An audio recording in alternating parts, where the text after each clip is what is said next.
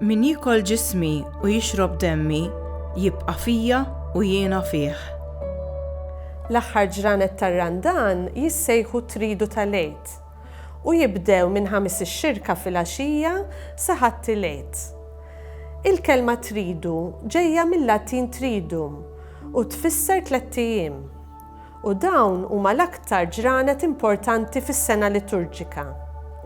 Il-bidu u tmiem ta' dawn il-jiem huma ċelebrati b'qudiesa li hija ikla li nipparteċipaw fiha flimkien u li ttina l-opportunità li ngħaddu mill-mewt għal ħajja ġdida aħna wkoll. Matul din il-ġimgħa, il-Lut jiċċelebraw l-ikla tal-Għid li ngħidula wkoll is-Seder jew Passover meal, fejn jiftakru fil-passaġġ mill-iskjavitu taħt l-Eġizzjani għal ħelsien fid-deżert u joffru ħaruf bħala sagrifiċċju. Ġesu fl-aħħar ċena kienu stess il-ħaruf tas-sagrifiċċju li bih niġu salvati. Permezz tal-Ewkaristija flimkien inkunu qed nipparteċipaw fikla qaddisa li tirrifletti r-relazzjonijiet bejnietna bħala ħbieb jew aħjar bħala familja ta' Kristu.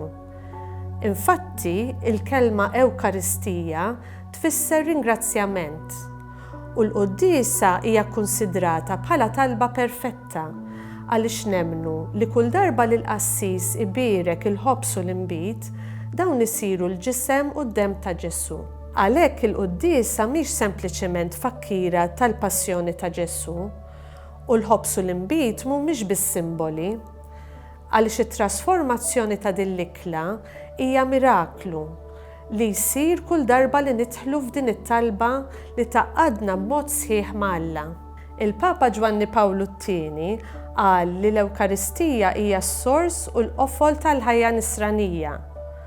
Għalhekk huwa xieraq li l-iktar mod perfett li nistgħu ninaqdu ma' Ġesu hija b'esperjenza tar-rigal tal-ħajja tiegħu stess li tagħna permezz tal-mewt u l-qawmien tiegħu. Jiena kif inħares lejn il-qudiesa? Nemmen verament li nkun qed nirċievi lil Ġesu kull darba li nitqarben?